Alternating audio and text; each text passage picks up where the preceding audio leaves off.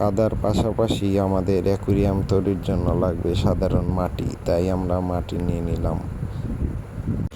এরপর আমরা কাদা মাটিটা সাধারণ মাটির সাথে মিক্সড করে দেব।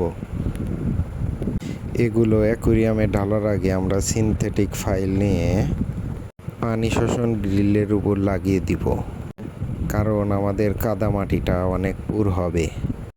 এরপর আমরা অ্যাকুরিয়ামে ঢেলে দিব। আপনারা দেখতেই পাচ্ছেন আস্তে আস্তে করে আমি সবগুলাই অ্যাকুরিয়ামে ঢেলে দিলাম এবং এগুলা সাজিয়ে নিব এবং এর উপর কিছু বালুর স্তর দিয়ে দেব, যা আমি আগে থেকেই গুছিয়ে রেখেছি। দেখতেই পাচ্ছেন এগুলা বালি, এর উপর স্তর করে দেব। 1 ইঞ্চি 1.5 ইঞ্চি মতো স্তর করে দিয়ে দিলাম এবং এরপর আমরা কিছু স্থানীয় গাছ নিয়ে নিয়েছি, যেটা আমাদের মনে হয়েছে যে ইকোসিস্টেমে থাকা উচিত, তাই আমি সুন্দরভাবে গাছগুলাকে সাজিয়ে দিলাম। এবার এরকম একটা পাইপ দিয়ে আমরা ধীর গতিতে পানি দিয়ে দিব অ্যাকুরিয়ামের ভিতরে, যাতে কোনো অসুবিধা না হয়।